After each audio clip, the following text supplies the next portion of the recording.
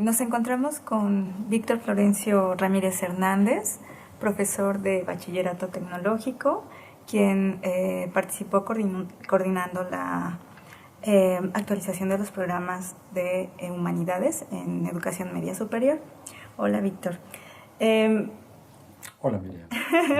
Me gustaría plantearte unas preguntas para comprender cuáles fueron los cambios que se hicieron al programa a los distintos programas de Humanidades. La primera pregunta que te quiero hacer es ¿qué cambia en el currículo del campo disciplinar de Humanidades y cuáles son los principales cambios en las asignaturas de este campo disciplinar? Bueno, me parece que uno de los cambios es que se abre una oportunidad para trabajar de manera colegiada. No estoy hablando de algo separado, sino desde los programas mismos.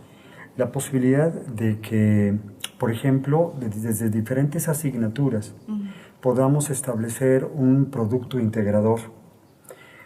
Lleva a modificar la forma de trabajo en las escuelas, debe llevar a eso. Okay. De manera que los profesores podamos identificar cuáles son los aprendizajes, qué aprendizajes compartimos con otras asignaturas y a partir de ahí plantear tareas comunes y llegar, por ejemplo, a un producto integrador. Esa es una primera parte. Me parece que también abre la posibilidad de que como profesores de diferentes asignaturas podamos comentar, analizar, comentar, discutir los diferentes programas y encontrar cuáles son los nudos que hay. Me refiero a aquellos contenidos que nos permiten, que son puntos de contacto y que nos permiten articular a las diferentes asignaturas. En este sentido creo que me adelanto a una característica que hablaremos posteriormente, digo de manera segura por la pregunta que me planteaste, sí, que tiene que ver con el proyecto de vida. Por ejemplo, el proyecto de vida permite articular a los profesores de comunicación, a los profesores de ciencias sociales, a los profesores de humanidades de manera muy clara. Pero claro que también ahí entran matemáticas y ciencias experimentales. Entonces, encontramos no únicamente contenidos, sino también tareas que nos permiten una nueva forma de ver el trabajo en la escuela y de ver el trabajo en el aula. Además de esto, me parece que hay un elemento que también va a estar presente en las diferentes asignaturas, que es la argumentación. La argumentación no únicamente como ejercicio de presentar razones, sino como algo que nos permite, en matemáticas, por ejemplo, la discusión. Sí. Otro elemento que me parece que cambia es el papel de la lectura, la escritura y la oralidad en la educación media superior. No es competencia de una sola asignatura, no es únicamente labor de los profesores de comunicación, sino que esto nos atañe a todos. Y en el sentido que nos atañe a todos, esto va a ser algo que debemos cuidar en todo el proceso del bachillerato. Junto con esto, me parece que otro cambio fundamental es el papel del pensamiento. Seguramente cuando los compañeros que nos están viendo conozcan lo que se produzca en matemáticas, por ejemplo, verán que hay un énfasis en el desarrollo de pensamiento matemático. Es decir, cómo pensar matemáticamente, y esto también se da en comunicación.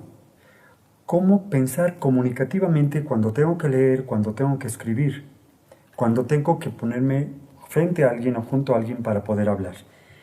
¿Y en el área de humanidades? En el área de humanidades, por supuesto, esto va a ser fundamental. Otro aspecto que me parece que es un cambio, aunque quizá esto sea remarcar, es remarcar porque ya estaba, pero es necesario darle la fuerza que requiere, es la diferencia que hay en el cómo, en la forma de trabajo en el aula. Cuando me refiero al aula no me refiero nada más al salón de clases, sino me refiero a todos aquellos espacios que pueden convertirse en oportunidades educativas para una asignatura. Entonces, bueno, podría decir que esos son los elementos fundamentales, ¿no? Ahora, en general, ahora me voy al ámbito de humanidades de manera específica. Por ejemplo, está convertir las sesiones de clase en una experiencia educativa. En nuestro caso, en el caso de humanidades, que las clases sean una experiencia filosófica. En el caso de literatura, para quien corresponde, que sea una experiencia literaria. Entonces aquí el trabajo es revisar el programa y ver cómo los contenidos nos invitan a que el aula se convierta en eso, en una experiencia filosófica. Y por ejemplo, encontramos que los programas están planteados en forma de preguntas, los contenidos, o tienen preguntas que están aledañas. ¿Esto por qué? Porque la clase tiene que convertirse en una experiencia de investigación. Investigación que surja de los intereses de los estudiantes, que es otra de las características, que es otro de los cambios que tiene. Se buscó que los contenidos, por lo menos en primera instancia, pudieran enganchar, pudieran jalar. Si tuviéramos que ocupar otras palabras, que fueran elementos que invitaran, que incitaran o que excitaran a investigar. Bueno, ahora me gustaría que nos contestaras una pregunta, que es, ¿para qué enseñar las humanidades en la educación media superior? ¿Qué piensas tú al respecto? Me parece que primero tendríamos que empezar por una pregunta, y es ¿qué aportan las humanidades al desarrollo de la persona y en consecuencia al desarrollo social? Y en este sentido, me parece importante remarcar que los nuevos programas son una especie de indisciplinamiento. Se indisciplinan frente a las disciplinas. ¿Por qué? Porque en el centro no se coloca a la disciplina, al conjunto de contenidos que se han repetido de manera tradicional, sino que en el centro el esfuerzo que se hizo fue poner a la persona y a su aprendizaje. Entonces los contenidos son elegidos de esa manera. ¿Qué contenidos nos permiten formar a un cierto tipo de persona y qué contenidos nos permiten formar un cierto tipo de sociedad?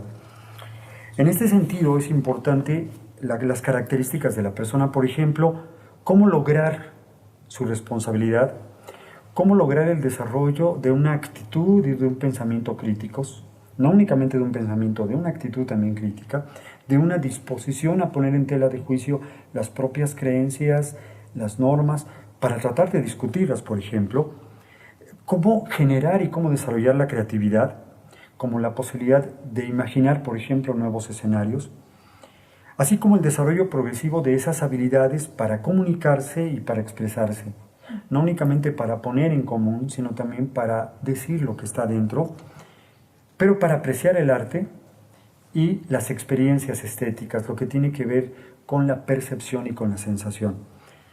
Junto con esto es claro que la persona se está entendiendo el desarrollo de alguien que tiene una capacidad para convivir y para ser, y en esto, en la posibilidad de convivir y también la de ser, está la posibilidad de una autonomía intelectual, un pensar por uno mismo, pero también de un autocontrol emocional, algo que permita combinar ambos elementos, razón y emociones.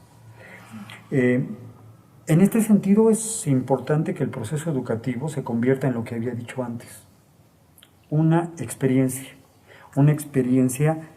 y esta experiencia solamente se va a dar en un aprender en comunidad, donde no es la voz del profesor, y entonces las humanidades no pueden ser enseñadas por el profesor, las humanidades tienen que ser propiciado su aprendizaje por el profesor,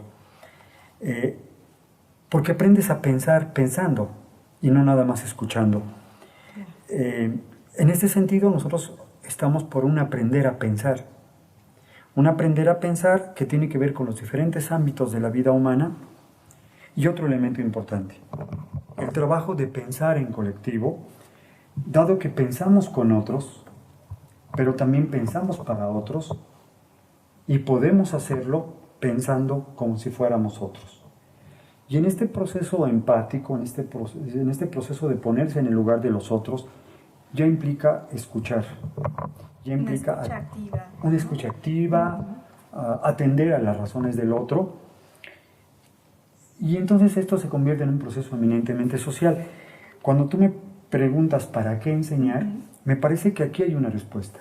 Estamos enseñando para el futuro, para formar a personas que puedan tener estas características, pero también estamos en el presente, porque esto necesariamente, si se lleva a efecto de manera adecuada, como lo estoy describiendo, seguramente tendrá impactos en la vida presente del estudiante y no solo a futuro. Ahora, ¿para qué? En este para qué me parece que está la posibilidad de que la persona pueda explicar y comprender su mundo, pueda explicar y comprender su propia realidad y pueda pensar en realidades diferentes. Pero hay que tener cuidado. Vamos a encontrar un énfasis en esta discusión, porque las respuestas que se dan en humanidades, al igual que en otras áreas, no son definitivas, se pueden mover y no están acabadas. Y en ese sentido, el proceso educativo, como lo estamos planteando, es un proceso de reconstrucción. Y entonces la pregunta que me hacías de ¿para qué enseñar las humanidades? Pues tiene que ver con eso, con la posibilidad de gestar un cambio no únicamente personal, sino también social.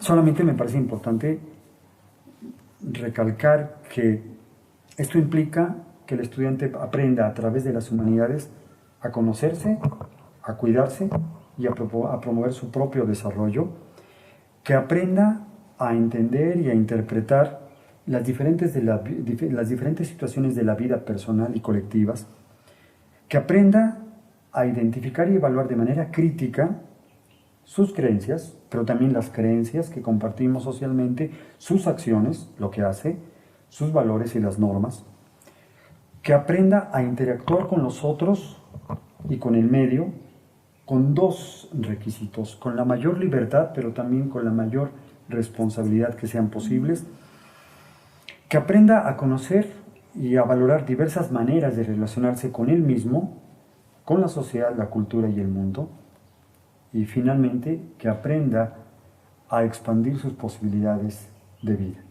Me parece que eso responde a la pregunta del ¿para qué enseñar? Muy bien. Bueno, ahora me gustaría saber cómo responden estos cambios en los nuevos contextos para el aprendizaje de los jóvenes en el siglo XXI.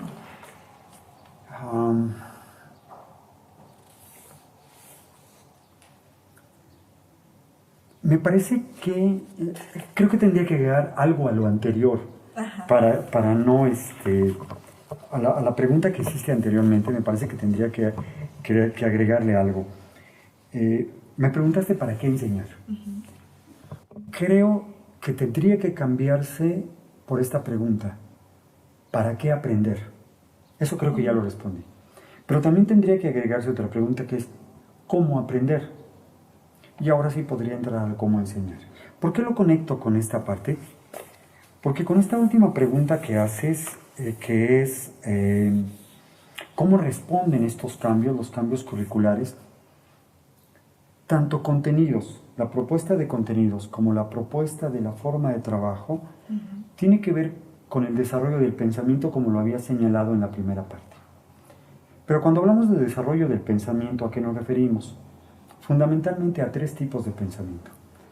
A un pensamiento que es pensamiento crítico, un pensamiento basado en criterios formulados por los estudiantes, discutidos por ellos, compartidos y puestos en práctica.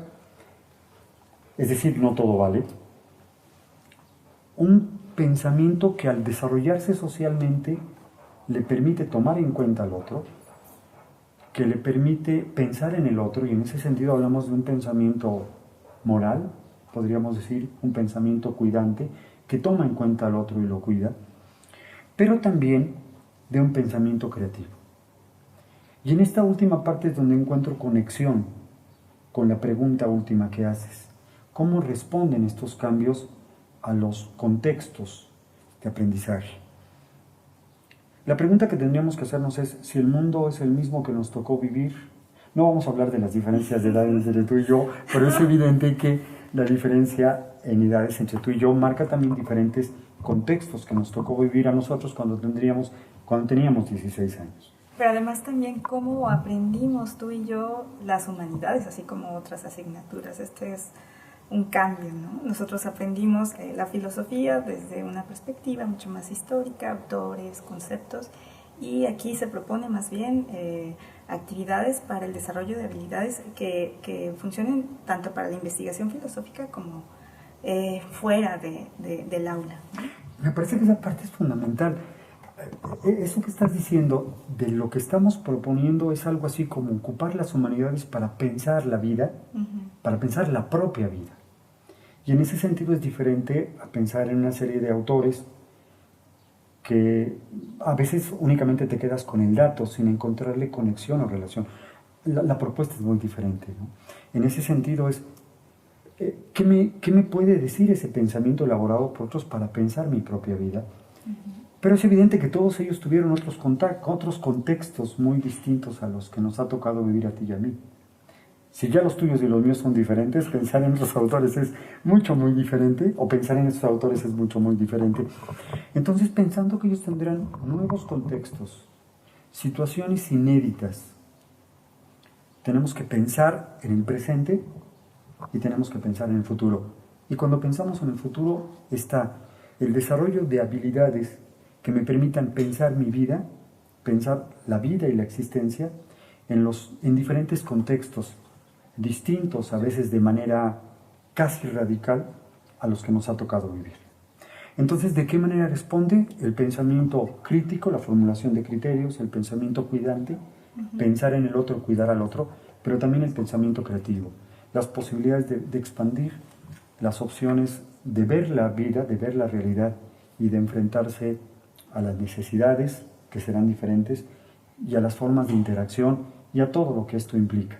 Me parece que en ese sentido es una respuesta o un tomar en cuenta los contextos que serán muy diferentes y que uno puede ir encontrando en cada uno de los contenidos de las diferentes asignaturas cómo están pensados para encarar el presente y el futuro. Pues muchas gracias, Víctor. Te agradecemos que nos hayas dado respuesta a estas preguntas sobre los cambios en los programas de educación media superior en el campo de humanidades. Me gustaría rescatar esto que mencionas acerca de reflexionar sobre la propia vida, que la filosofía nos sirva a través de sus distintas disciplinas para reflexionar sobre problemas de la propia vida, pero también sobre cómo nos relacionamos con los demás, el tipo de decisiones que tomamos y cómo también nos hacemos responsables de esas decisiones en las acciones que llevamos a cabo en nuestro entorno. Te agradezco mucho. Gracias, Miriam. Secretaría de Educación Pública, Gobierno de la República.